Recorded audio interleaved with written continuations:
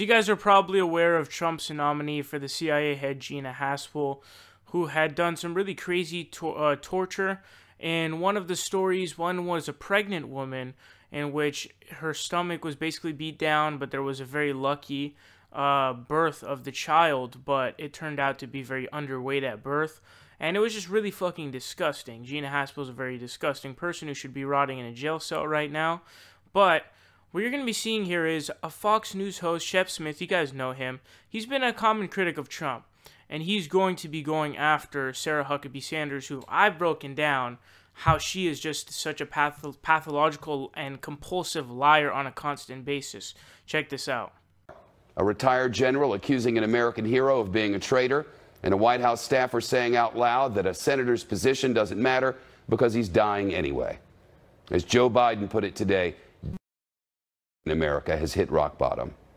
Our chief White House correspondent, John Roberts, is live there, and we heard trying to get a comment from one of the correspondents about whether the president sets the tone in the White House, and we couldn't even get a confirmation on that. Well, she did say that, yes, the president, eventually, she needed to be asked 2 or 3 times, but she did say the president sets the tone for the White House and that the president has respect for all Americans. It is interesting that Sarah Huckabee Sanders really didn't say too much on this, because last night, as we were chasing down this story, there was no shortage of people in the White House who were willing to drop a dime on Kelly Sadler and tell Fox News, yep, absolutely, that's exactly what she said. It drew this response from Joe Biden. You mentioned just a little bit of it. Joe Biden, of course, good friends with Senator John McCain, who said, quote, people have wondered when decency would hit rock bottom with this administration. It happened yesterday.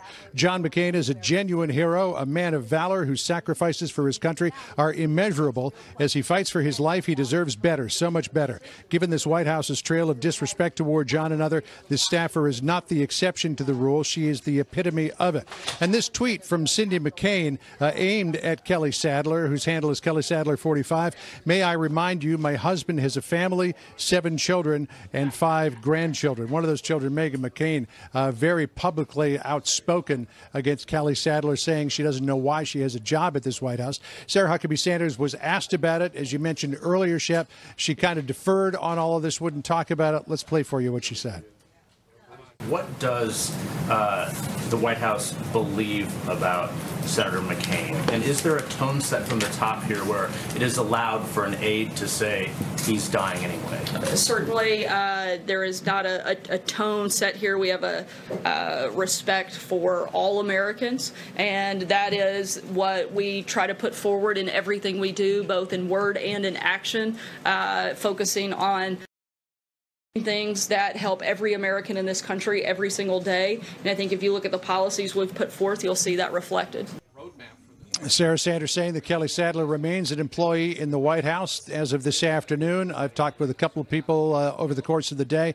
There doesn't seem to be any move to push her out, Shep, so I assume that. So Kelly Sadler is someone who's a White House staffer who said that John McCain doesn't matter because he's dying anyway, because he's in opposition to Gina Haspel. Because credit to John McCain here, because I disagree with him on virtually every other issue on planet Earth, is that he is anti-torture. He is someone who is constantly anti-torture. He said that if Trump wants to bring torture back, he's gonna meet him in court. He's gonna see him in court. He gave the foreword for Senator Dianne Feinstein's Senate Intelligence Committee on torture report. So he's someone who's been constantly anti-torture on the board, and obviously you guys know because he was a Vietnam War vet who was a victim of torture, and he knows. And it's really disgusting, the remarks that I've been hearing, because if you follow me on Twitter, you know that I made a response to, a response tweet to this one Fox News host who came on and said, oh, torture works.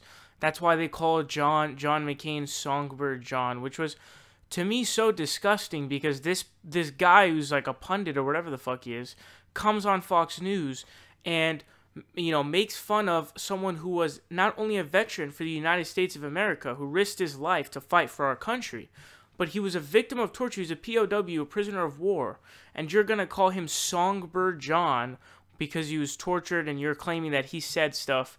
The idea of Songbird John is, a songbird, someone who just, says all the stuff that you want him to say, which was really fucking disgusting. And, it's really crazy to see Republicans losing all of their ethics just because John McCain is in opposition to torture, which everybody should be in opposition to, at least all of the people who have any sense of morality, or abide by the Geneva Conventions, etc., etc. So, Shep did a really good job of going after Sarah Huckabee Sanders in this case, but Gina Haspel should be in prison. She should not be the CIA head.